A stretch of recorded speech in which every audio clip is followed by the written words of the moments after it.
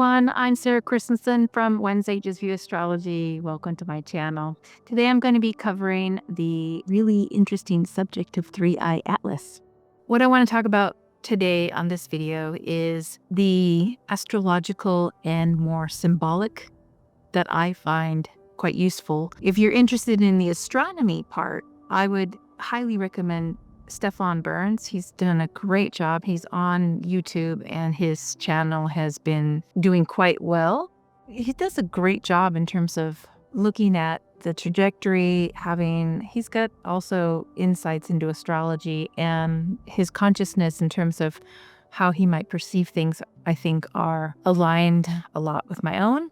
So I find him very interesting. The 3i Atlas, how I like to explore things, honestly, is to observe it first and look at some of those dynamics like, that's kind of actually pretty accurate how it's coming through our solar system and lining up in its trajectory to fly by many of our planets, Mars, Venus, Earth, and then close to our sun. Today is November 10th when I'm recording this in 2025. So today was the day that it was the closest to our sun. So synchronicity, I don't know. But I think that is, fun to contemplate, but it's on its way from its trajectory towards Jupiter. And it's, to my understanding, and I will find there is a clip of how it moves through the zodiac and through the planetary bodies, and it shows in a graphics that somebody's created and built, which I find really speaks to it from a visual standpoint. So I will share a link in the description so you can quickly look at that, because this will be with us for a little bit of time as it heads towards Jupiter. And what's important about Jupiter is our way as individuals, because each of us have an individual experience with Jupiter, but we also have it from a global perspective. But each of us will identify with it on a personal, individual level when it's passing these planets, and especially so close.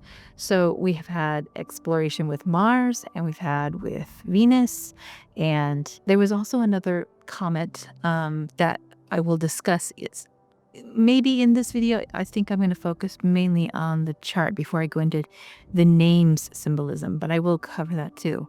This will probably be a couple videos on 3i Atlas that I'll be creating because we'll probably learn more. It's a Mercury retrograde right now, and Mercury has several days to go through the retrograde still, so there'll be a lot that we're maybe understanding in our own consciousness in the whole process of being in the underworld with it before we gather new insights in the messages and inspirations and things that come when it comes out of Scorpio and returns into Sagittarius through its process, because Mercury is kind of how we perceive and understand something. Okay, so focusing on the chart, understanding the position that 3i Atlas came into our ecliptic, and understanding where it came in at, where we would first be aware of it, even though there is now new data that shows the kind of, I guess it would be pre-understanding that point of where we understood what it was, which is interesting because it was July 1st of 2025. And July 1st is a very important date, at least for me, in terms of what it means for the United States, and such a unique time for the United States of America right now. But I don't want to make it just a national thing. It's more a lot of people around the world are fascinated and interested in 3i Atlas. I just think it's interesting that there's so much going on within my home country. It's kind of interesting juxtaposition to be observing this at the same time. Anyway, I'll probably include some of that because I have charts of some cycles with Saturn and Neptune, so we can see that across time and understand the cycle that we're in that may preempt of this, because this is coming before the new cycle. It's not in the new cycle. We'll have an awareness of something. It's kind of like when we all became aware of what it meant to be in lockdown and everything on pause, right? Remember that time? Not very long ago. The pandemic put us in that state of just dealing with something that was hitting us globally. And we were all managing fear and these kinds of things related to it. And just the differences of opinion of what something is or was or whatnot. I think that's part of the evolutionary turn that we are all on. And it can feel like there's an internal battle going on within yourself, and that's what I'm trying to point out. It's mostly what's going on in the interior plane. And then what is external or exterior is secondary, even though it grabs our attention. Because I think we are going to be increasingly aware of how the third dimension, what we understand in our field, is created and how quickly it can change. And that can be scary for some people. So we have to have a balance about how things come into manifestation and how things fade away and go away, because the paradigm is changing. When things change really quickly, it is scary for a lot of people, and you can feel unprepared, me included. And you lean into higher awareness, and this is where meditation is important. And observing your life at a little bit more, your frequency is higher if you understand that concept.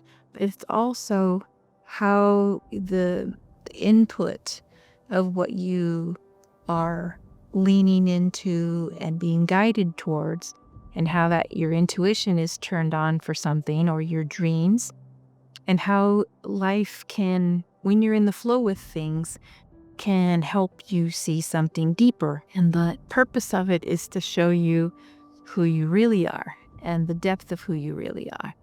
And that takes me back to what I have been pondering for months.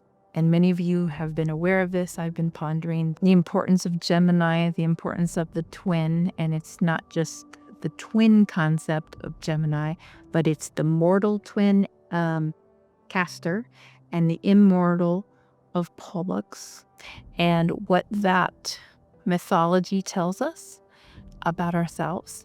But I have seen it come in other frames for me to understand, oh, the universe is telling this to me loud and clear. While I've been in Bologna, I don't know if people are aware of it, but your chart from when you were born, when you move it to the place that you are, say far away from home, you can see kind of how your chart would be if you were born in that location versus at your original location. While I've been in Bologna, my ruling planet Mars has been moved out of my 12th house, Pisces, and is now, while I'm in Bologna, in the 7th house.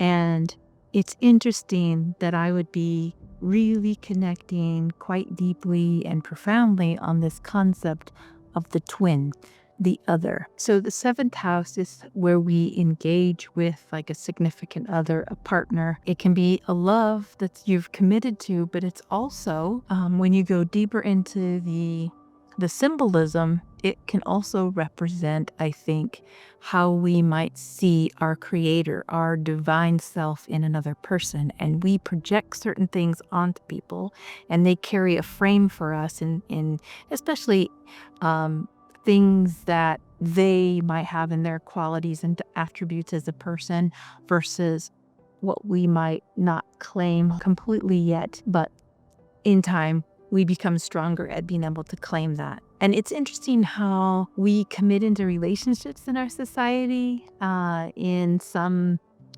perspective, because I think when Pluto moved through Libra for several years, how that disrupted so many ideas about how we commit into relationships and what we need, or what we used to need in partners, and how that was completely fading away and dying out, and how it was absolutely transformational period of time for people as marriages broke up, and it changed a lot of people at that time. Looking back on it now, I can understand the evolutionary intention from a soul perspective now, so it's easier for me to integrate that understanding and understand the purpose of those connections.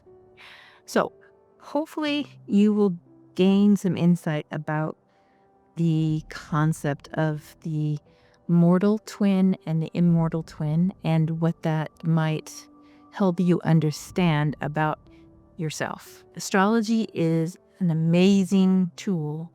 It is a language as well. It's like it goes beyond both of those concepts, but we can language things through it. It's a tool to help give us as a guide for living our life while we're in this dimensional perspective of being in a body and through the process of forgetting who we are for being here. And we wake up, continue to wake up and have more awareness about ourselves. And so I think there's something really valuable in that.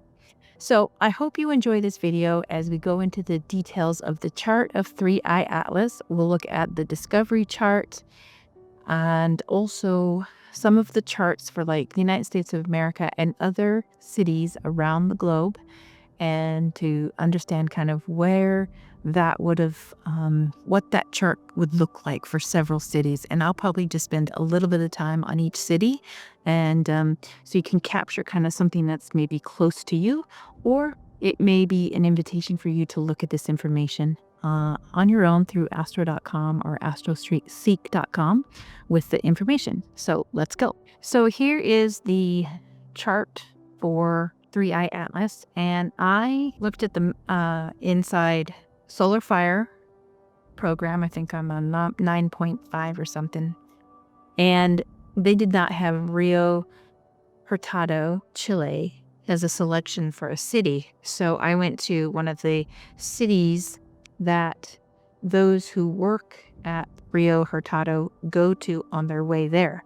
So I'm going to show you the map really quick so you understand what I did, because all those who may go up to that telescope that was used, the high-power telescope, they drive that road an hour and 45 minutes up to the telescope out of Ovalle, and that's in Chile, okay? But I do believe the person who identified it was sitting at the other telescope. So that's a question about looking at. I know how some of the astrologers have used charts that simply look at like the 5:15 UT time, but they focus in the chart in Chile. But they're not looking at the time difference between universal time and the time in Chile. So even though there's a timestamp on the detail, the little video that the scientists shared, you could see it said 05:15:11 a.m. UT. Well, you've got to translate that for actually what is the time in Chile. What was the time of the heavens of that moment? And that was actually 2:15:11 a.m. AST. So it's important to point out how I came to that particular time based on where the telescope is and how it would be directed by humans to wherever it was in the sky at the moment, and what would be registering through the systems. Now, the person who was maybe looking at that has a background from Hawaii. So I'm not sure if the person was sitting in Hawaii at that telescope there, or if they were sitting in the other telescope in Chile. I haven't completely determined that, because it looks like they have their professional stuff focused in Hawaii, but they may have transferred and been sitting in Chile. So I think that's important to point out. I like to be as factual and detailed in that I can be. What I also find interesting, though, is that these two telescopes are called Gemini. And so there's two telescopes that are of importance, but there's a system that's called Atlas that is used within that context. And so I'll have to do more digging. I think the Atlas is a system that is like focused on those things transiting from outside our system. And but it's really focused on asteroids, right? And so that's what they're looking at mostly. But then here comes something from outside of our system, and this is the third one. So there have been other interstellar objects, the first one and the second one. I'll go into that at another video. But 3i Atlas. So the chart that I have has an Aries rising. So anyone who is maybe starting with an Aries as the kind of focus and displaying the planets like that, that's probably a good base to be with. Some people will use whole sign houses when they're looking at this. I like to use Placidus. So this is a tropical zodiac, geocentric from the Earth's perspective, looking out from the Earth, and Placidus, and to give me the quadrants and mean node. And so what I wanted to point out on this chart is we have right here, the ascendant is Aries. And that tells me that Mars is very important. Chiron is on the horizon, right there at 26. This is like the woundedness of being identified within the context of I have a right to exist. I know this one well. This is very close to my ascendant. My ascendant is 24, and I have my personal natal Chiron at 2 degrees of Aries. So I know I know this from studying it. I'm studying myself with it and others of my clients with Chiron and Aries. Chiron and Aries is the wounded healer, but it is beyond that. It goes into the feeling invisible, but also I have a right to exist as kind of the wound. And from that undercurrent of I have a right to exist, and it's almost like your voice has been taken, but you have to, you're kind of constantly having to show up in life and appear in life and stand up for yourself. That's what that Chiron on the ascendant is kind of framing the context of what might be a theme around 3i Atlas. What I find fascinating about that at this juncture of in November of 2025, just from the hubris of our current government landscape and how many citizens, how many people, not just citizens, how many people, humans, living on, just living their lives, probably you're screaming that out from wherever they are. Think about it, right? Then the concept of Mars being another piece we can pull out on the puzzle is, okay, in the consciousness, the collective body of consciousness, where this is coming in at, and it has a message, right? Like to me, an interstellar has some kind of symbolism and message, so we can comprehend something maybe we have not maybe we have lacked as a total, not individual now, diving in deep to that empathy and understanding what that means to look into the details of certain situations to understand what is going on with a human being, with the thing that sustains life, right? So this is a wound in the conscious perspective of what 3i Atlas can relay. Something is bigger, it's coming in. We might have fear, we might have uncertainty, but we can also have excitement. It kind of is that little fine line. But Mars in Virgo is operating as kind of the backdrop of what that identity is going to help us understand something. Now, Mars is the active thing. So the active thing is in Virgo in the 5th house. Something I think is almost like creative writing. Like how would we write our story? How would we describe ourselves? How would we envision ourselves and our humanity? And as we understand ourselves and how we define ourselves, what do we accept about ourselves and what do we reject about ourselves? Because the things that we reject about ourselves are the very things that are in our shadow. And that's a lot, right? So Mars, very important, but it is plays an active role. Okay. Mars is in Mercury sign, so I now jump to Mercury. And autumn, now I see the really significant planetary aspects of this chart. And that is that Mercury is opposite within 2 degrees-ish of Pluto in Aquarius. And this to me is the confrontation between the death of some kind of understanding about the ego. Because the Mercury is in Leo. And that's to me like our perception, communication, in terms of how we identify with it, because it's Leo, it's something that's identified, and how that's communicated, and how powerful images are in communicating something to us and our consciousness. So there's a interesting opposition with Pluto in Aquarius, where we are very much confronted with that separating factor. Something Pluto has the power in the Aquarius that feels like the death for Mercury. It's like the death of the ego, right? So, and that can be terrifying for some people, but it doesn't have to be in the context of being terrified of something that's out there. It may be that we are terrified of something that's within us and we haven't addressed it yet. Individually, perhaps, yes, but collectively as well. How things can be framed as a way to temper what it is, right? Like how it's controlled. It's a bit of the Aquarian energy contained, but we haven't even brought in the other planets yet, so I want to hold that there.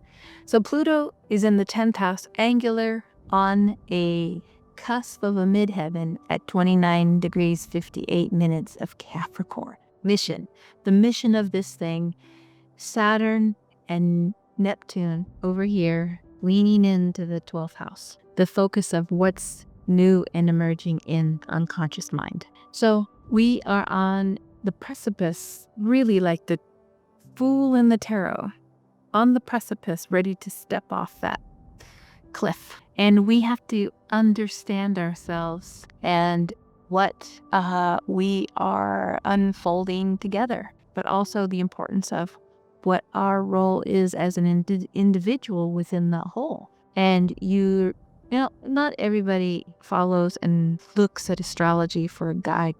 Sometimes people will look into using tarot, or some people will not look into the esoteric arts at all. They're more locked into the traditions of the past that have been their container for centuries. These are changing. And so 3i Atlas, as a visitor, an interstellar visitor, is giving us a glance at something about us and our past and our ego as it relates to something in the past. When we see the moon on the south node, we are getting the signal through even just the symbolism there is it's time to realize that you're letting go of something in the soul that has had a construct for some time. So I honestly don't know, because we're not on the other side of the new.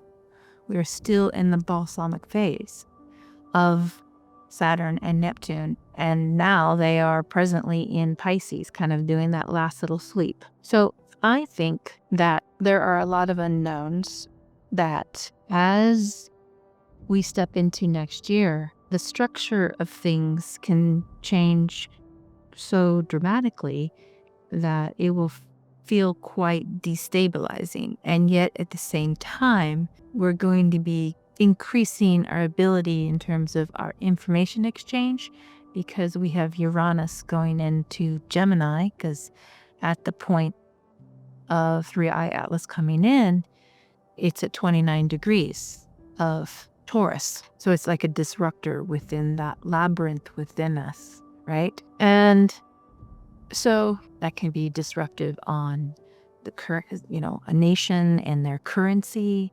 It can be very disruptive in terms of food supplies, these kinds of things. And we're seeing that already. I'm not saying anything that isn't out there in the news, right? But, the whole time that Uranus has been in Taurus, I think I have been discussing and writing about the disruption to food. And it can hit really hard for some families and, millions and millions and millions of people. These are not easy subjects, right? Because if you've ever suffered from food insecurity, you understand one of the scariest things is how I'm going to feed myself, how am I going to feed my children? You don't understand that. So these are really important matters, but we have the capacity, we have the technology, we have the things that if we use them correctly as a collective, it would improve. We are in a paradigm shifting moment over about 5 to 7 years. But if you want to include the pandemic, I would tap in another 5 years on top of that from 2020 to now, right? So you have this period of 5 years and then add another, up until about 2032. This is this period of time of big change where it sets in kind of things that will be for 100 years maybe. That's what gets set in now. So, but every person has a role that they play in this unfolding. Absolutely. So, will we have challenges? Absolutely. Will we be confronted with things of our own mind and perception about things? Absolutely. Our inner child? Absolutely. There will be something about us that actually goes through an ego death. Okay? And that's languished here. Now, some people who have stepped into healing or have had spiritual awakening experiences can be guides because they've been through it, but it's accelerating. It's actually coming in quite quickly now. And I would say that people even from the late 80s, 90s, there were people who were having awakening experiences that would put them out in that wave that would turn and help other people. As they healed things, they turn and helped other people. That's why I'm even an astrologer, to be honest. So here we are. So it's unique to have something from the interstellar because there are a lot of things. But I think Dane Rudyard, and he's kind of like the grandfather astrology of our century, is he has a book, and it's about being, our sun is in one of many in the galaxy, right? So it's kind of looking at ourselves from a galactic standpoint, not just our small solar system within the whole context, right? And that's on our little blue planet that we are still learning how to take care of as stewards. So yeah. What else? In this chart from 3i Atlas, we also have the Jupiter and the Sun in Cancer. And these in the third house is interesting, but the third house also in the quadrant is got a cusp with Mercury as the ruler. So here we are. So the ability to nurture ourselves and know our safety, how we expand that principle.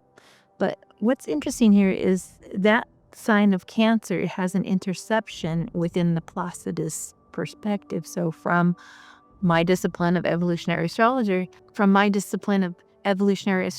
I would say that might be a tricky position to understand oneself, or even how to take care of yourself when things are so sweeping and big, and how to maneuver that. And let me talk about that for just a second. That Jupiter is going to be, it is in a square in this chart with that Neptune and the Saturn in Aries, in early Aries. So that is a lot of energy squaring up with the things that we know, what makes home, what is safety, what is the way to take care of ourselves and nurture ourselves and these kinds of things, protect ourselves. They're in a kind of an interesting position when it's consider, how do you protect your home, your children, your spouse, these things. And that's from just the external. You do things. You go out and we hustle. We go to work. We create a base. We create allies. We create relationships that help stabilize us. Communities. These help stabilize us. Now, imagine now that your consciousness does all those things on the exterior to kind of feel that self-care, that safe place, those from that context, right? But now imagine it's coming from somewhere else. But that somewhere else we can imagine is from the somewhere very far off. There's something that's coming in that's disrupting that, right? But I want you to imagine that all of the astrology, and we talk about it as an external thing, the heavens above, but I want you to focus on the kind of like the mortal twin, and that you have access to the immortal twin, and that your consciousness has a way to help you through the challenge, through your intuition, through your instincts, these things that may have not been used a lot. For a lot of people, they don't use them, right? Or it gets dumbed out because of the way our society operates now, with a lot of communication. A lot of communication is helpful, but when it's numbing us and takes us away from our own creative, that's pretty important. So the Saturn and the Neptune in Aries are squaring off in Aries of all. So it's kind of like how is Saturn repositioning right next to Neptune? So we have this dissolving energy. It's like the burn off kind of, I think it was Stefan Burns maybe is discussed in his astronomy related videos about how material burns off from that second comet, and maybe even some things going on with 3i Atlas. 3i Atlas has had some interesting attributes that are unique in terms of what it sheds and what it the velocity, its speed, and its trajectory, and that has been noticed in the change of color. So all these things that have uniquely happened to 3i Atlas. So what I want to focus on more is there's an internal perspective to all of this, and it's very important to exercise listening and understanding the self. To how should I look at this thing? What do I need to understand today? What might this help us see? And as a part of our evolutionary unfolding, right? Because we are in such a deep evolutionary unfolding as collective, as individuals. And so this is really an important time, and quite unique and fascinating. So, but where do we go with it? What do we want to understand about? Okay, we understand that from a soul perspective, the people, our identification with the soul has been finite, which I think is our identification with.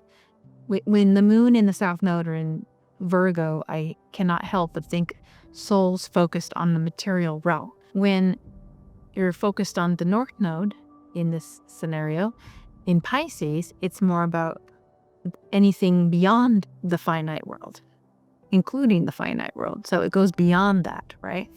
So it goes into understanding ourselves, maybe from how do we take care of ourselves as we come to understand ourselves as part of a galactic family, in terms of humans in a bigger sense. So, but it's from the inside out first, right? And then when we can acknowledge, oh, okay, I've had an identity of what it means to be human, and I have my beliefs, or, accepting and acknowledging and respecting other people's beliefs, that has gotten us thus far in our evolutionary walk, right? So look around. Who are you? Who do you surround yourself with? Not everybody's going to watch an astrology video, right? And then being really focused of being the observer of yourself within the context of the whole. Of your transformation can have like an internal, the screen is more focused on the internal plane than it is on the external plane. The external plane can bring you sweet little synchronicities and things like that, or can bring you some shocking things, or you're having to pay attention because things are switching up pretty quickly and you have to kind of navigate that, being very active in the physical world of how you might navigate something. But as I have recently written in the newsletter I did last, that the internal plane, I think, is, for so many people, has been numbed. And by entertainment, by scrolling on social media, though they want connection, but they're not really understanding the potential for connecting with others in a more meaningful way that's about their life, their soul, what they really crave in terms of belonging, right? That's important in this perspective because we have a Chiron in Aries on the ascendant here, right? And it's to be witnessed, to be observed, to be acknowledged that they were right to exist. So important. I think there's more in this chart that you can see that the Jupiter and the Sun, even though there's a challenge because of the square with the Neptune and the Saturn here, the North Node is in the 11th house. And the 11th house to me is like your allies and your group. Some people might argue that it's maybe not about groups, but it is definitely how you connect with the whole. And that can be how you connect in with groups, right? But this is Jupiter. You might find that it is better to be aligned for understanding yourself within that context of, okay, I align with these things and these things and these things. And that helps me feel a part of who I am is being reflected with what is I'm surrounded with, right? Like how I feel safe, how I feel protected. And more communities, I think, will, especially in the United States, I don't know explicitly about other places in the world. Maybe you can, if you're from Brazil or if you're from somewhere in Europe, how you experience community, how you experience connection. Just being in Bologna for the I've been here, 5 weeks or something? I think it's 6 weeks. I've been here.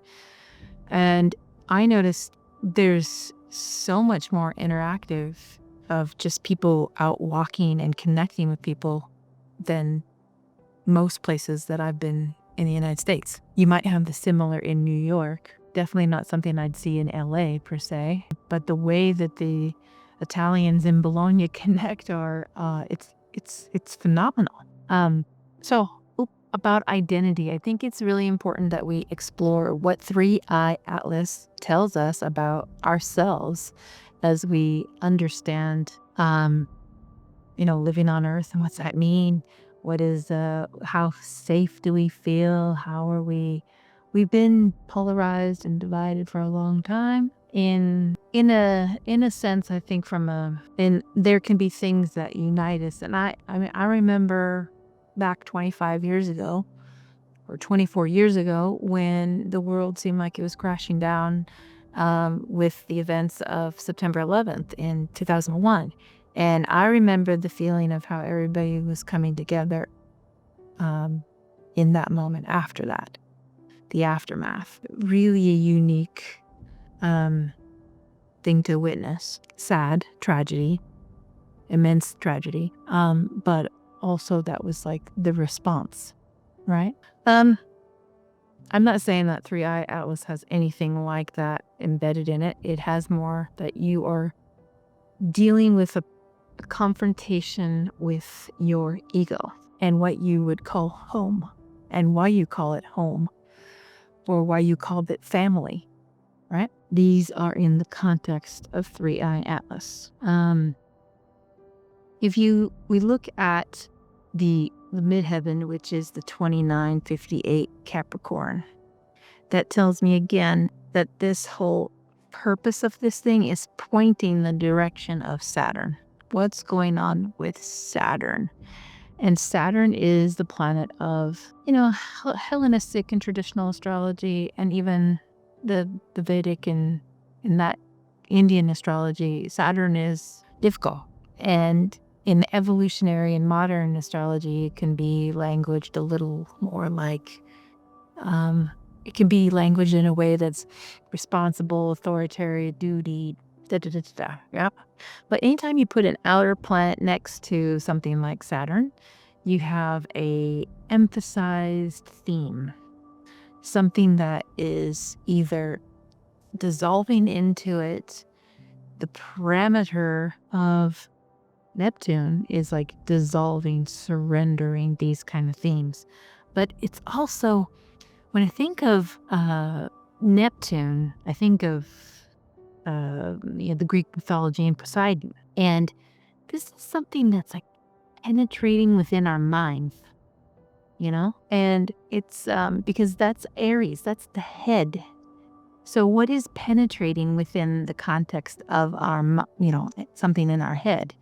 Is it that the masses that haven't worked on opening the pineal gland or these kinds of things are opening now? And trust me, if it opens too fast, it's spiritual crisis, big time. But hopefully we have enough people to help support those transit, those ready to awaken kind of thing. So it's really interesting to kind of contemplate it in that regard. I mean, as I said earlier in the video, my own personal Chiron is at 2 degrees of Aries, where the Neptune is at the point that this chart's taken, right? Now they've backed up into Pisces and doing the last sweep through what that closing chapter is for the cycle. But this is interesting to contemplate. What you might have in your own nativity can help you understand how you may walk with it, observe yourself in it, what's going on in your own mind. What kind of questions are you asking? What responses are you giving in stressful situations? Because a lot of people are under stress and are in a mode of healing. The mode of healing is the Chiron, right? So being identified with that. So I personally could talk for a whole hour or 2 or 3 on my own understanding of this within my own personal consciousness, and even what it's tapping on really hard, probably, in this time that I might be challenged with, because it still hits on anything that I have not fully healed and can just allow in the beingness of myself. It's a lot, So anyway, that I think is a lot for this chart, right? Another thing to keep in mind is astrology can help you. Right now, again, like I said, we have Mercury retrograde going from Sagittarius, it's like whole vision for the philosopher into the future, even the study of astrology, and going into the underworld and what it can help uncover what's been hidden, what's been hidden from you, perhaps, and that what you might be able to dig up through asking new questions, probing into your own psyche, what is important for you to understand about yourself now. Because it's always in the now where you have your power, right? So, yeah, and we have awareness that Venus is conjunct with Uranus at the discovery chart. She's since moved past that point, but this is from the discovery standpoint. And I kind of look at as she's in her domain. She's responsible for the second house from the Placidus perspective, but she would be, from whole sign house, if you pull it to a whole sign house, you're looking at, Taurus in the second house. But Venus in Taurus is a part of how we look at natural beauty, the arts, women, our bodies looking at that. But that there's a disruptive part with Uranus there. There's a disturbance here. And we might see a rebellion of sorts of this, or the disruptive feminine energy coming through, right? So when we're moving through these difficult transitions of consciousness awareness, understanding who we really are, our mortal self connected to some divinity or our divine twin, this is valuable to kind of keep in mind about the aspect here that shows Venus and Uranus in an earth sign have a disruptive factor, but at the same time there is how it can be looked at in the context of the soul, like the moon in Virgo. Do we know how to take care of ourselves through unique approaches with how we use medicinal herbs and things? So we're changing the way that we look at those kinds of things. But this to me is more like what we value and how we create something.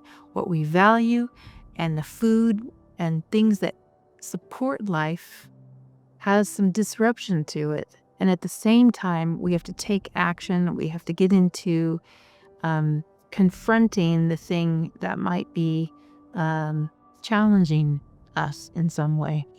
It's like having difficulty, I think, manifesting something that you've worked a certain way in the past, but maybe it hasn't been working in the last, say, year or 2 years.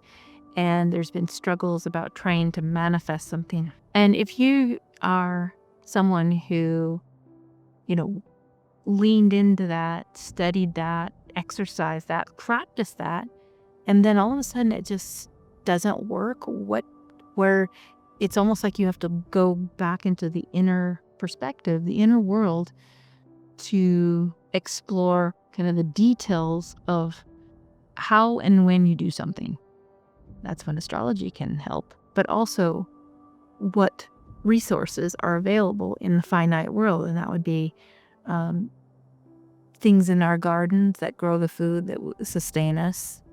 I kind of look at Virgo as that sign where we are purifying something, right? So the soul in this context, purifying, going through some kind of purification.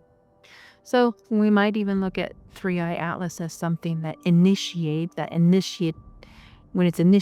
it's first awareness, it's initiating that process of purification and how we're moving through that. But then as it touches close to Jupiter, when it's stationing to go direct later on, I think it will go all the way back to 15 degrees of Cancer when it's stationing all the way back. And that's critical because that's the point of when it's stationing that 3i Atlas does its drive-by. So there's something that's expanding on the soul understanding about itself within that context, about how to nurture oneself. What are we learning about that? I think there's so much that we're unfolding that takes a little bit of time to integrate. I think one of the keywords here is how much information are we processing so quickly? Some of it, of course, is visible, and we're reading it and we're absorbing it and listening and exchanging information. But I think also from the frequencies that are available to us through the planetary that are not as visible, but are definitely, we're participating as above, so below, right? We're definitely participating it. Some of us aren't aware of it, though. And that's why I think it's kind of valuable to understand that Neptune and how it connects our mind, our consciousness. And our consciousness is not just our mind, but we are like an antenna to that whole. And how we can ask questions to get insights. And the better we are at listening, the better we are at navigating through what we're here for, right? Like everyone has a part, they're participating in some capacity, and they have a mission that's unique to them and something that's unique for them to heal. And then it's an acknowledgement, and then your identity shifts with it. Like there's like, that's that kind of awareness. And then you integrate your knowing. And something I'm learning about the integration process is not to rush the integration process. It's actually to take time as best you can in our society and culture. And sometimes that space is made for you, and you might be unemployed or something. You might be unemployed and having to navigate that, or in between, or your job is slowed down or something, or you've retired, something has changed and you have a little bit more space to like integrate. And I think integration is actually to sit with something, quietly, and listening to what's going on in your inner world. And it's part of my logo, to sit quietly. Sometimes we sit quietly, but sometimes we can have an active walking meditation, and we're not listening to anything. We're just out in nature and listening from what's in nature, observing what's in nature. These kinds of things also, we can receive from there as well.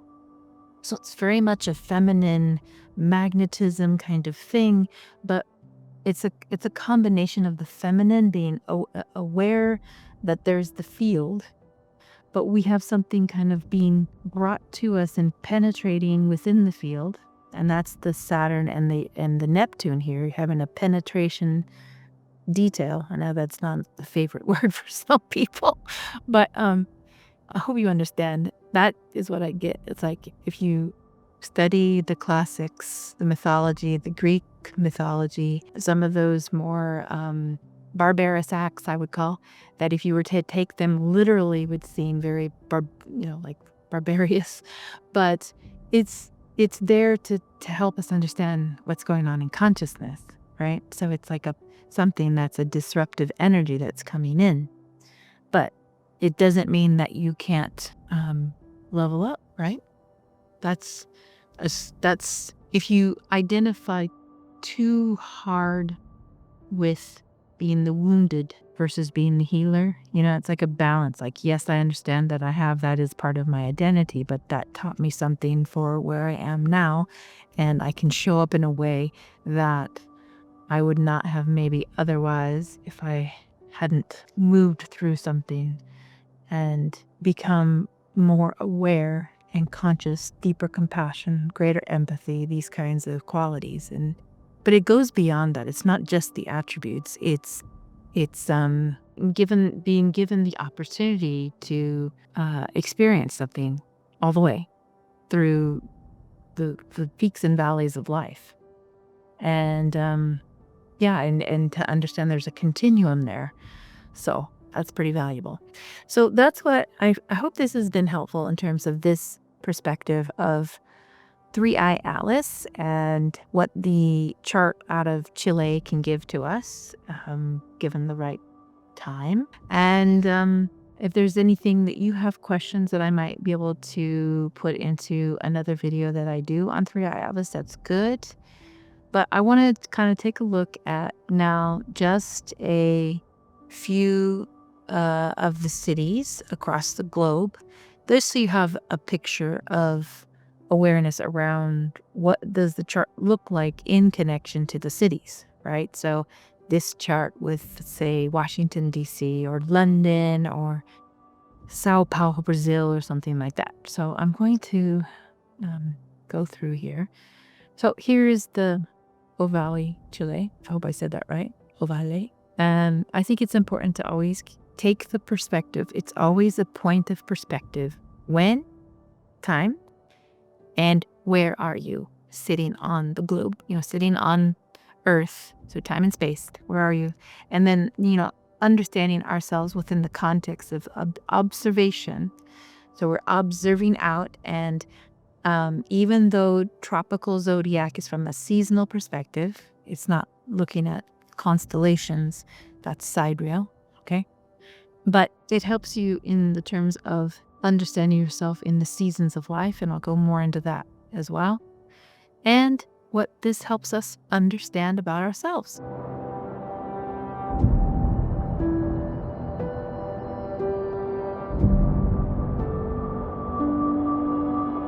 So, reviewing the Saturn-Neptune cycle. This is important to look back in 1989 and kind of capture what was happening at the beginning of the cycle.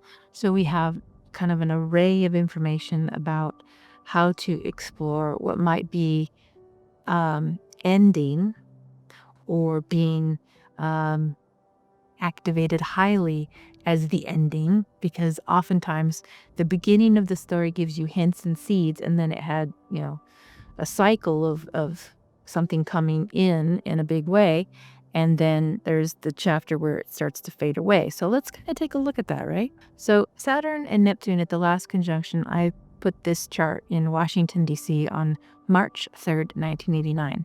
So when two planets come together, it's called a synodic cycle. When they first connect, because they can go through a retrograde period and go through 3, or sometimes they could go more, but I think it's mostly 3 times that they'll cross over. When they first connect, then they retrograde, and then they connect again in the retrograde, and then they come back around and connect again on the way out. So that is valuable to kind of understand about anything in astrology, is the synodic cycle between two planets. And you can explore them from the beginning of the cycle. So when they're at the conjunction, that's when they're together. And then when they're at a quarter, so when the faster moving planet moves so far ahead that it's at a quarter, a 90-degree angle from the other planet, that's when it's its first square, kind of the crisis point. And then as they continue, there's a point where that faster moving planet will oppose the slower moving planet. And that slower moving planet, Neptune in this case, they will activate something, right? And so there'll be a crisis that breaks something apart, and then or separates something. That's usually what happens. Or a full-on surrendering. That's Neptune often. And then as they keep on moving, that faster moving planet will then have a closing square. So, at the back end. And that's, something that's matured, but it's kind of starting to dial down. And then once you get into the end zone, that's when you're in the balsamic phase before the new phase begins. And that's going to be February 20th, 2026. Are you ready? That's a new one. But here we are, the synodic cycle that started on March 3rd, 1989. I'm looking at Washington, D.C. We can pull this chart for other cities as well. But 5:45 a.m. Oh, I put PST. That should be EST, but that's okay. I'll just do that around here. EST. There. So, tropical and geocentric and Placidus mean node. So, as you can see, which I think is very, very interesting, is Mercury on the ascendant.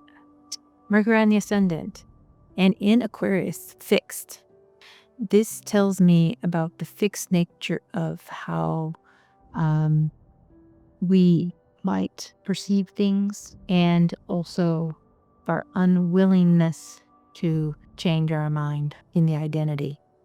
The identity it's looking into the future, but now Saturn rules Aquarius. Saturn is here in Capricorn. Saturn also rules Capricorn. But Saturn in this instance is conjunct with Neptune in Capricorn. And Capricorn is something that's more solid. It's cardinal, and it's an earth sign. So it's kind of like what I call brick and mortar stores, right? I think what happened with a lot of brick and mortar stores that just disappeared because of the changing paradigm as we got into the internet.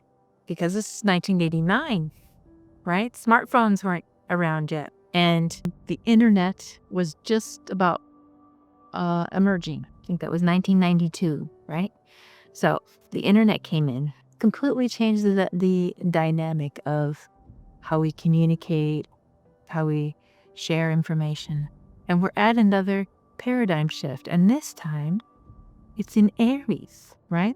So we also went through, around that time, the That was when the Berlin Wall fell and communism fell. Are we on the cusp of maybe something like capitalism going through its own fall in the new cycle? See? So we have maybe possibly repeating themes, but this one was in Capricorn, still a cardinal sign. And we have Mercury, which is Mercury is the planet of the merchant, right?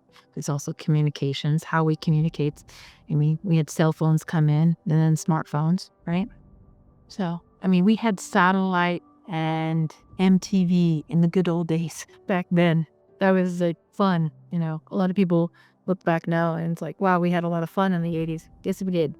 But this was the changing paradigm moment. And at that particular Saturn-Neptune conjunction, that last conjunction in 89, we had the moon, which is symbolic of people and soul, also in Capricorn. So there's some kind of dynamic changing within the archetype of how we work, how our leadership is, how we structure ourselves, our structures, our frames, how things are architected within our systems. I mean, if you go back to 89,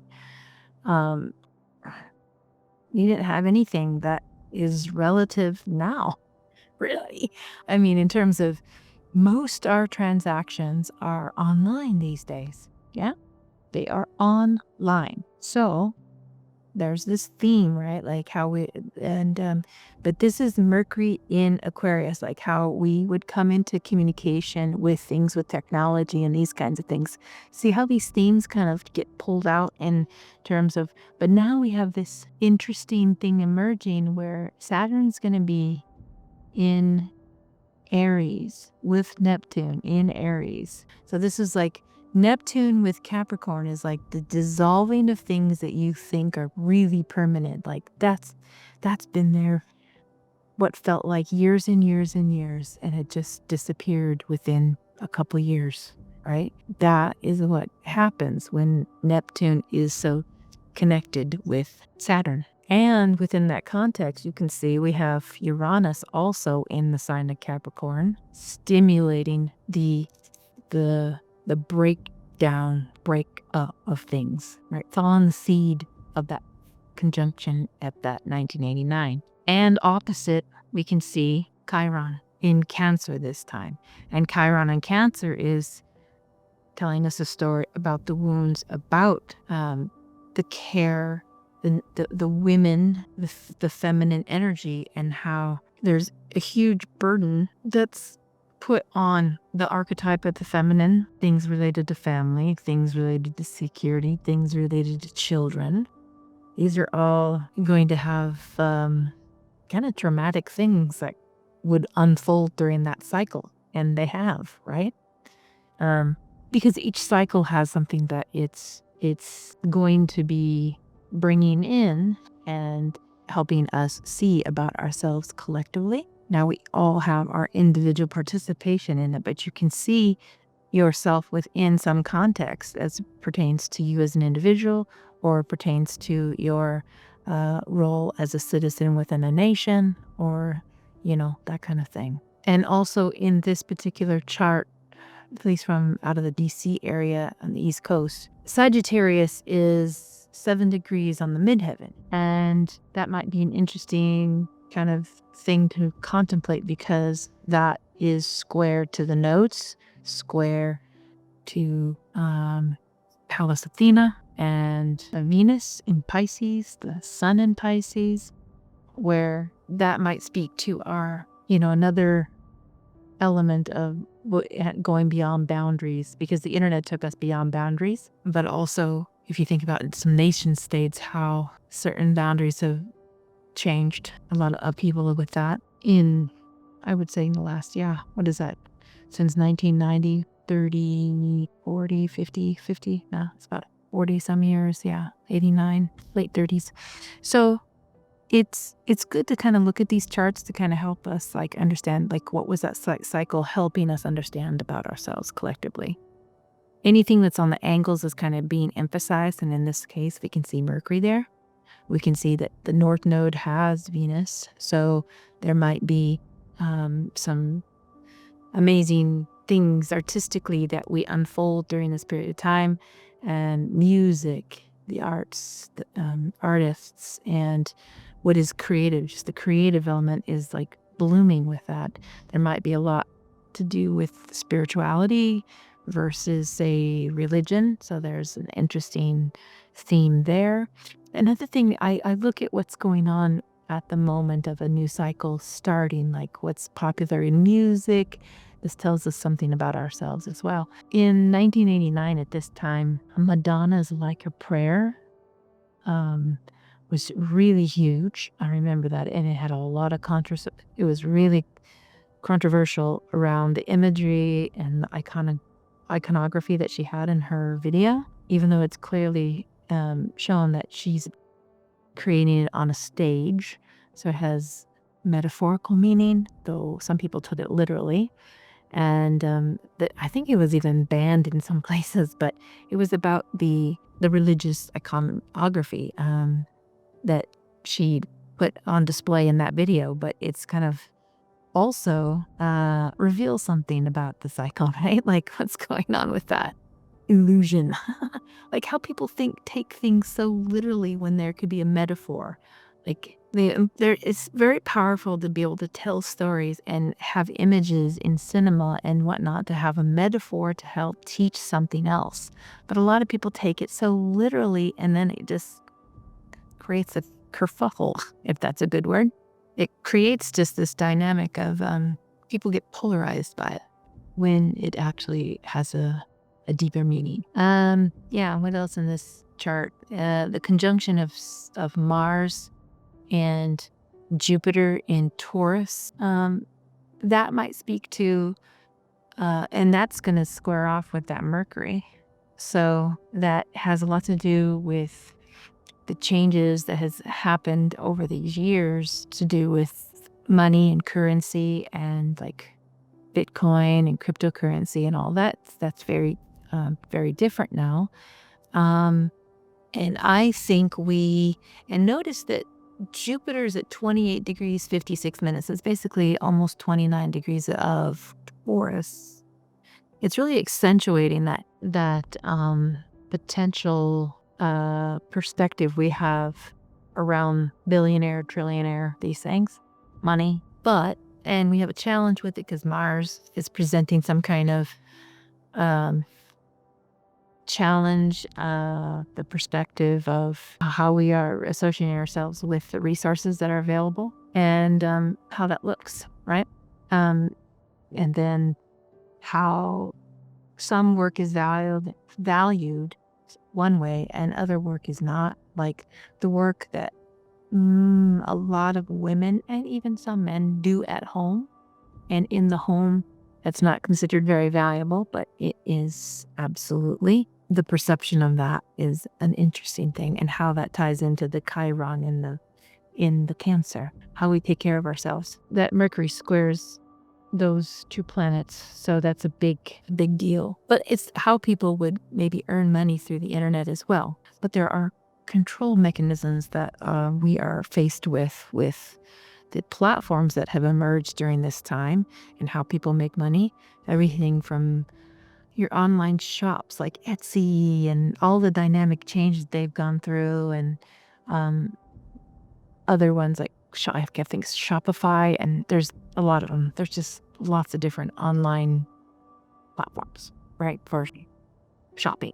But it's like the exchange of goods, either digital goods or actual physical things that are shipped to somebody, which opens up for the creativity, which is great. But then there's still this a new relying on something that wasn't there before, which is the platforms, which we really feel that now. So there's maybe some things that are changing related to that. What else? Yeah, you can see if you just by moving this chart from an arcing perspective, if I move that up 10 degrees, that hits 25. That would be when Pluto arc to this chart, that would be 10 years into that cycle. And that would be about 1990. So that'd be about 2000. So 1999, that switch up between 99 and 2000, how there was so much fear embedded in resources around the whole Y2K detail. That was huge back then. And that shows up in here. That's interesting. So, yeah, so that's the Saturn Neptune last conjunction, March 3rd, 1989. Yeah, so it's valuable to kind of look at these things, and it can maybe also be something that we look at a little bit more in depth in terms of side by side when we get into the new cycle, and then have a full reflection on the whole cycle, because we still have a few months left of the ending chapter of what this cycle held. And it's really good exercise to go through that reflective post-mortem of a cycle and understand, what did we face? What were the changes? And I'm telling, we have gone through an amazing amount of change in these years from 1989 to now. And this was just from Portland. You can see Neptune and Saturn and Neptune here. And this is March 89, just to show. I kind of look like what else was like, maybe the moon was out of bounds in that chart, and also Uranus. So those would have accentuating energy. So that moon would have extra energy about the burden that falls on women, the burden that falls on families, the duty, responsibility, it's like carrying a lot. When things change like that, you can find yourself in those changing dynamics where it's really hard to create something solid because the change is happening so fast. So most people that are working their Saturn and you're thinking about the Capricorn area of your chart, you're trying to build something. You're trying to endure and keep building, keep moving through the milestones to build something. But this has a lot of disruptive quality, right? You have Neptune and Uranus in the Capricorn. And this was right before a big cycle where Neptune and Uranus would actually make the conjunction in Capricorn. And I believe it was 1991, 92, right in there. So that was such a significant part of this cycle, to have that embedded within the cycle. So you have cycles within cycles. So it's really good to be paying attention to those outer planets and what they're doing. And from this next cycle, we have Pluto in Aquarius and Uranus, once it finishes off the Taurus, will be in Gemini. And once they're in those early degrees, that accentuates a lot of exchange of information, but also how disruptive things can get because of polarities that have reached their max, so things will snap and separate and from the polarity, or it'll collapse in on itself and then you have to reorganize, right? So, which can be difficult depending on how much you have to reorganize.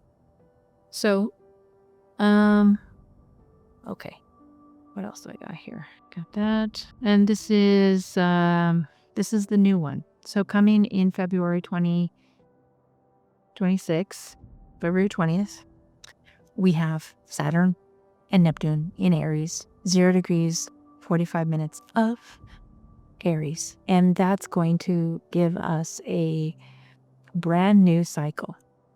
And in a cardinal sign, fire, which is like raw energy, instinctual energy, there will be challenges of wanting to be first because you have a moon in Aries. So the Aryan Mars nature is forward. And so totally a chance of conflict. Excuse my notes. There's totally a chance of a lot of conflict within that. But Mars is in Aquarius. And with Mars in Aquarius, there's a chance for people fighting for the right to be who they are. So you can see the collective may be fighting for that. The people, moon, might be positioning themselves for that. And that may be the paradigm change of what people fight for, how they fight for it, right? So that's going to be really interesting to see, is how people stand up for other people, and those who feel marginalized or have been marginalized or suppressed, they have a chance to have their voice heard, because the Chiron is sextile to the Mars. And having that visibility between the Mars and the Chiron at a sextile is activating it, yes, but it's meaning that some people you will see more people stand up for other people. So there is something maybe that's going under the transformation of how people actively use the social how they socially activate for community and these kinds of things. Aquarian is very social justice minded, fair, like it brings that in. And then also the vertex is in Libra, also looking for fair, but that has an opposition here. So there might be challenges that get pressed up against in that context, right?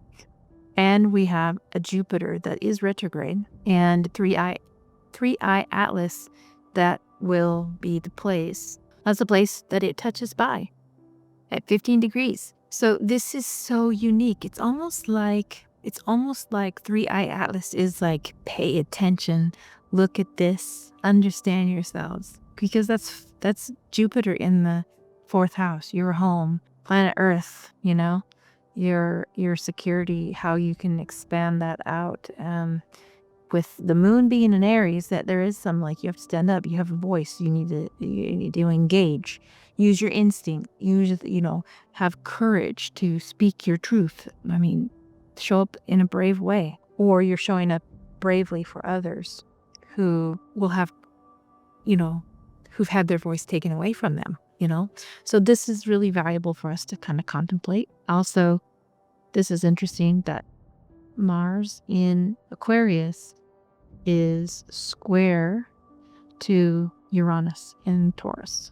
So there is fixed energy meeting with that disruptive energy of Mars. So this to me is rebellion coming in, because there's a disruption and insecurity in goods and services and things like this. It kind of sets the stage. Now, here's the question is, as things get reorganized, how quickly do they recover?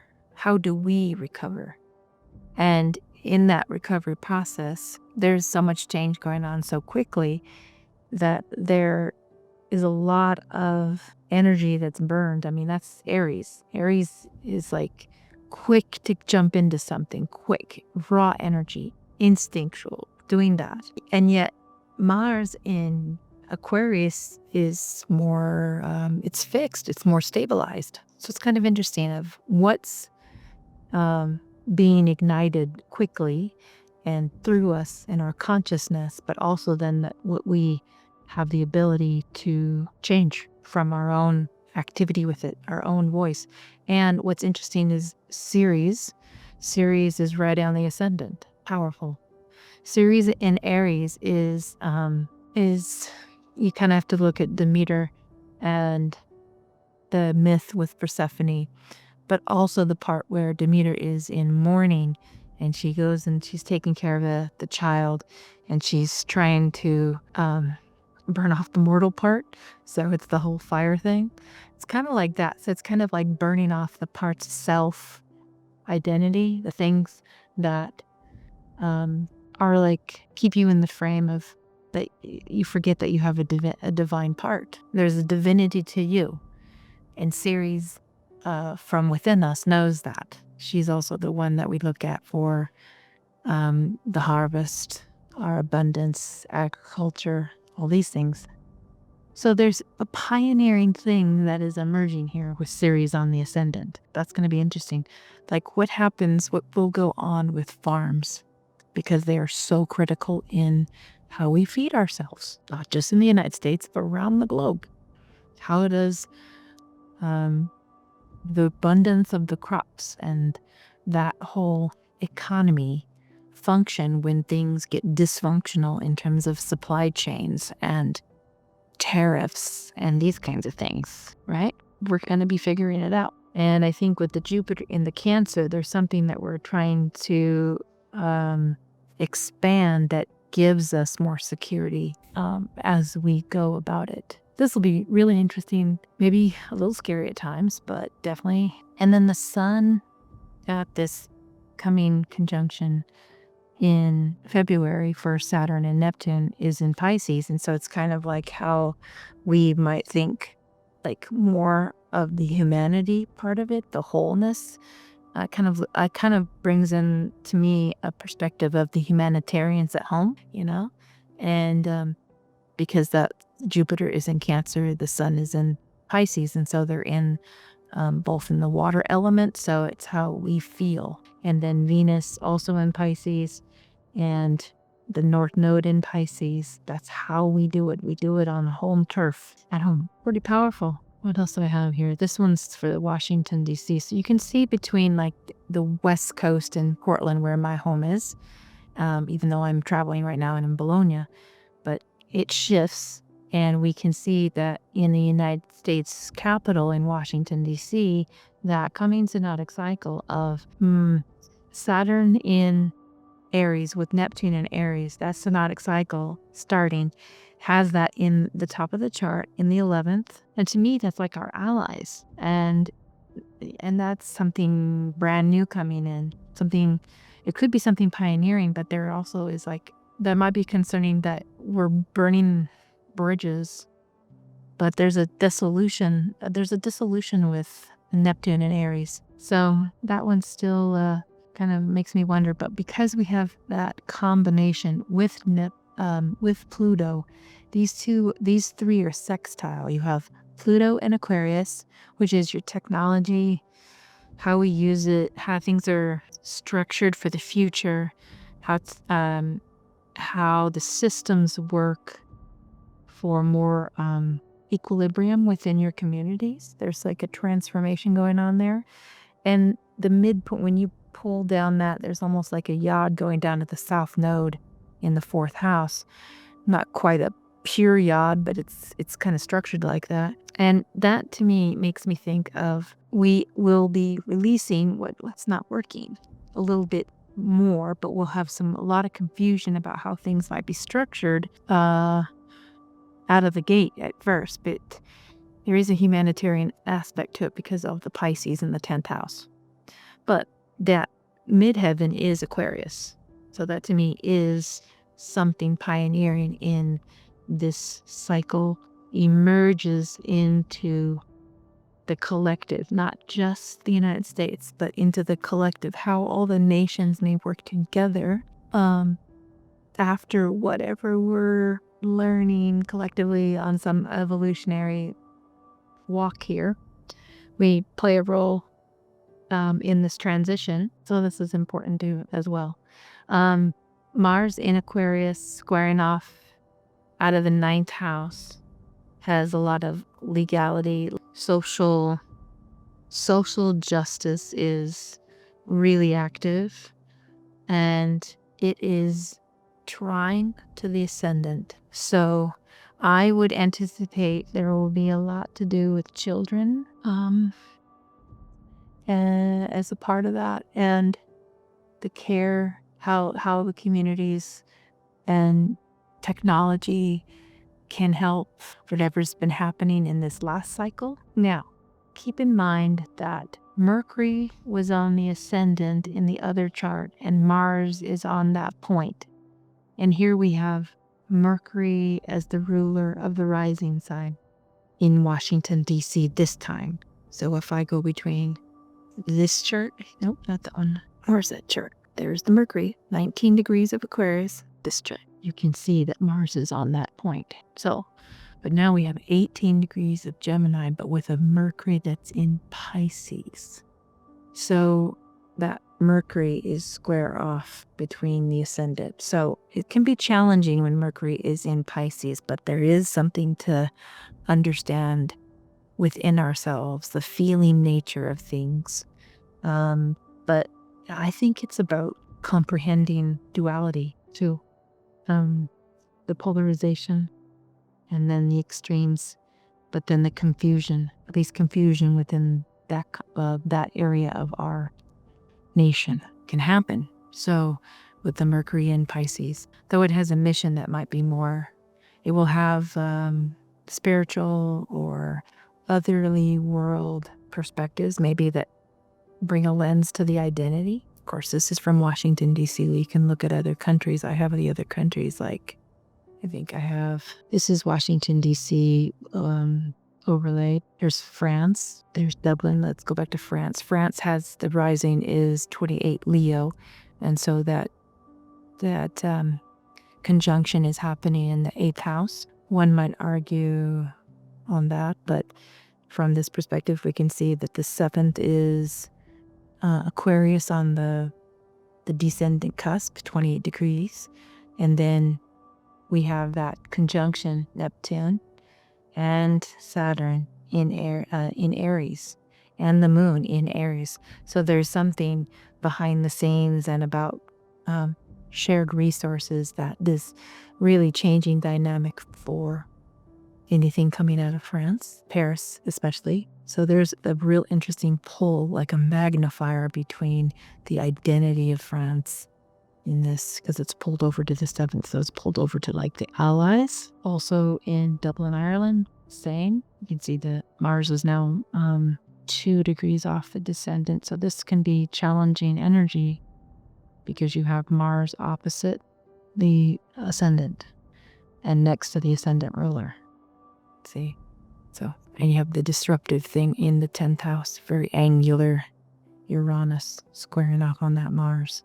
So there can be difficulty of the collective identity in some way based on these relationships over here. They get pulled by something as a collective.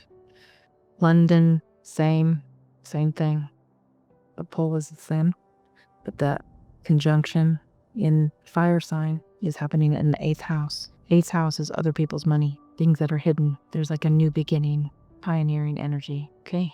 Buenos Aires, Argentina, looking around the globe. Now we can see that conjunction that's in the 10th house. So Buenos Aires is very interesting. There might be a lot more going on. Of course, we've already seen it from the United States, from the injection of money into Argentina from our current government. But the Pisces midheaven is kind of like, you can see the infusion, like Jupiter in the 2nd house of money and resources in the water element, or other ones that might kind of a combination of fire and water. But then there's this trine up through, and so there, to me, that could be what we've already seen, but there will be an amplification of that. And then we have the Saturn and Neptune in the 10th house for Argentina. So there's a lot going on with Argentina, and I would argue that there can be a lot of conflict that's very visible, possibly, that starts, or more than, it's already been happening off the water there. So this could be a tricky thing to navigate in the beginning, but where it goes from there will be interesting.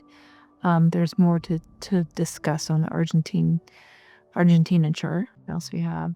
Sao Paulo, Brazil. They also have Gemini rising, and that gives them also that 10th house. But see, what's interesting about Brazil is Brazil has the Saturn and Neptune coming over that midheaven during this period of time now, and backing up over that. So that will be like some kind of dissolution of some sort. That could be a lot of flooding. We could be a problem with flooding.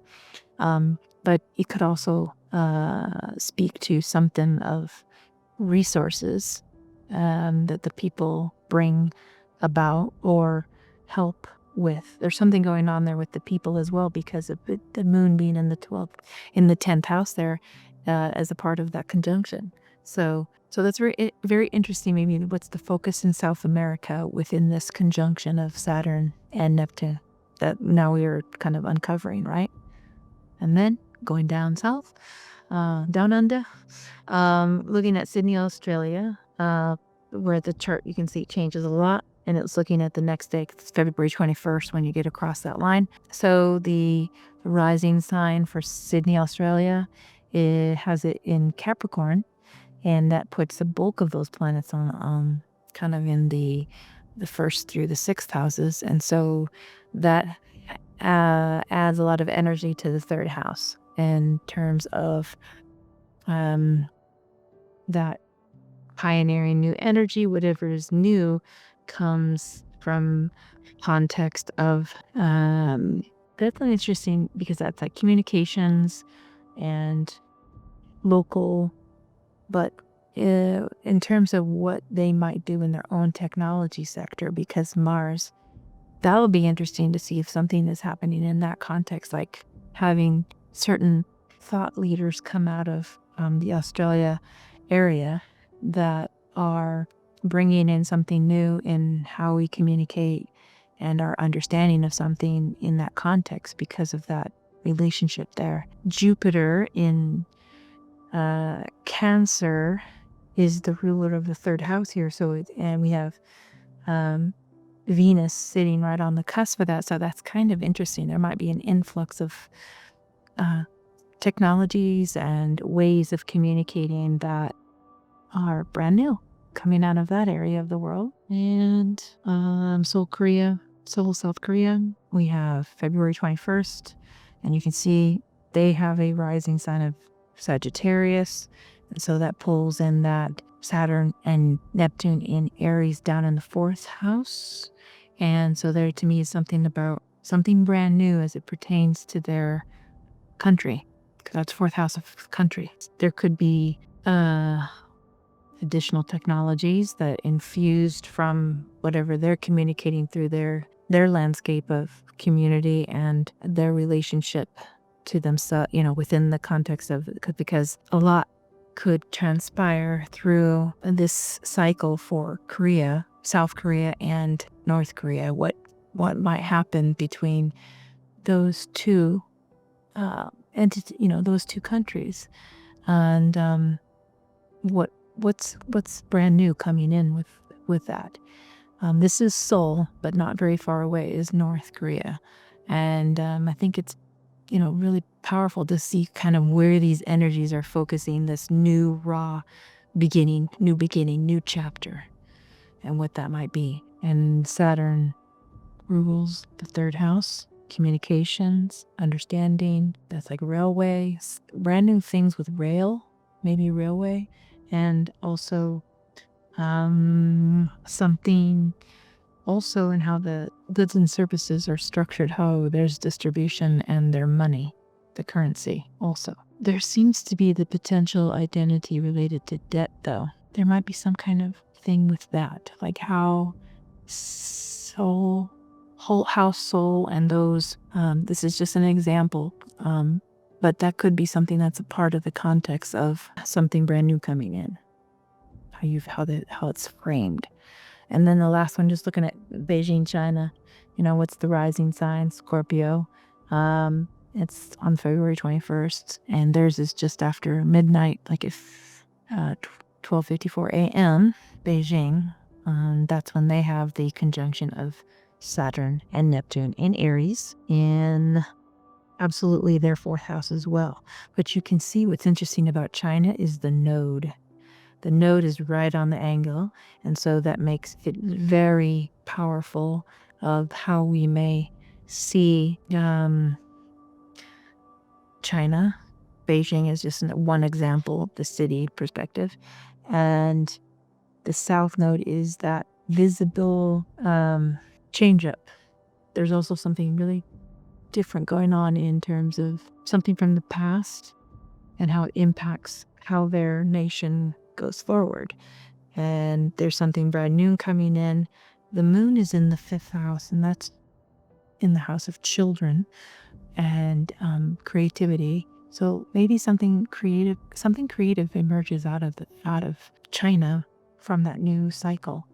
And in the context that may be about more localized and not so much that they're exporting goods, because 10 means kind of out in the world in that way. But it seems more it's concentrated in the bottom of the chart about what they do at their home country. And then 5th house would be children in that context and creative, something brand new creative, what they do.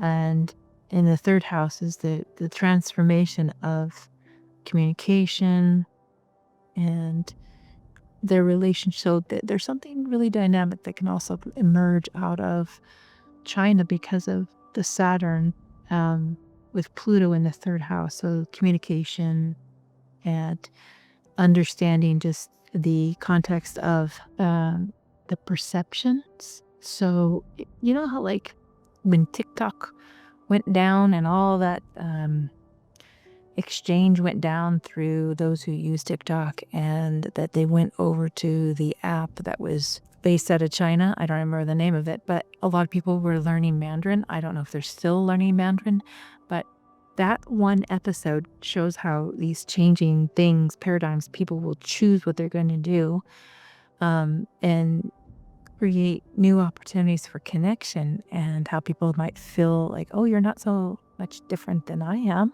though you might have a different structure. And you know what I mean? So this is very interesting to take a look at these across where there is an influence that each country kind of faces wherever that conjunction is. And of course, this happens, as you can tell, for quite a few years.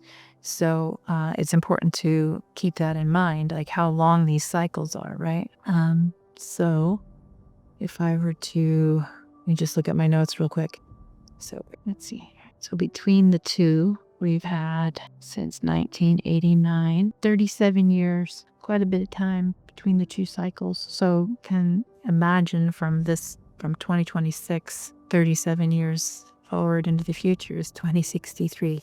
I probably won't be here when that happens, but maybe my stuff on the internet may still be available. Who knows? Who knows what will happen with these platforms in the way we will have different, maybe we have different ways that we approach it, and some things can be more localized, but also how we create things in the world, how we follow our soul inspirations, and what we create, what our life directs us, and how we identify ourselves as individuals into a whole, and how we are understanding ourselves from our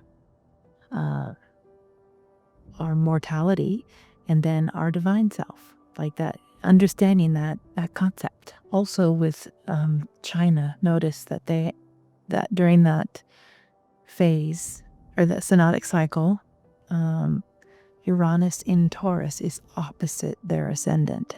So, and that's pretty significant. So that sets up this kind of combination of Mars and Aquarius opposite. So that Mars is very disrupted in there.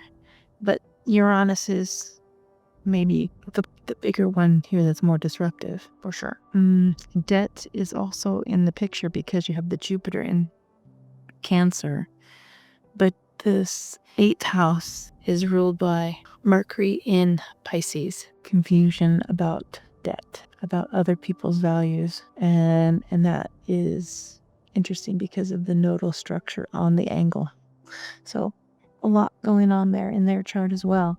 But you can kind of see when you look at these across these cities, how the country, and you're participating in that as, either you're a citizen of that country or you live in that city, and that it kind of shapes it in some context. It gives it a frame for you to explore it, right? So I hope this has been helpful to take a look at what 3i Atlas and how it's pointing us in the direction of our ego facing off with having to have some transformation, because a Mercury in Leo needs to explore the themes around communication and understanding itself, and the inner child part of the self. And then, so all of us have that, right?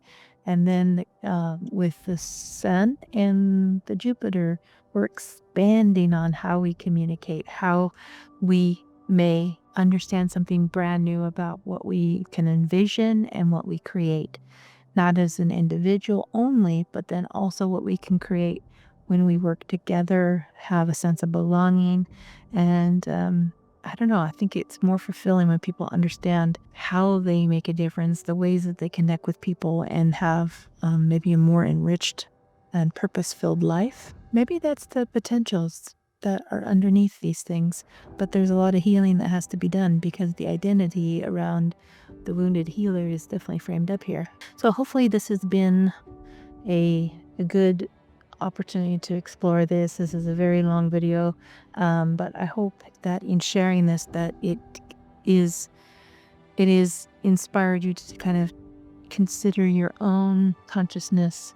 What's conscious? What are you aware of about your own shadow?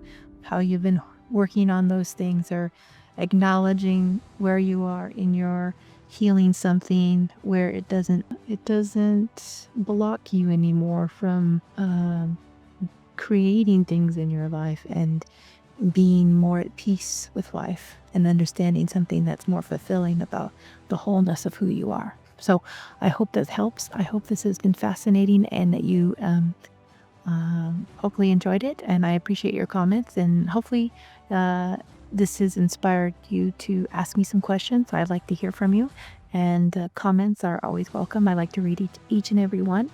And hopefully some of you will be joining me in the community that's going to be opening at the end of November. I'm still working on it, and hopefully that will be ready to go by the very last weekend in November. Thank you, everyone. Have a great rest of your day. Bye-bye.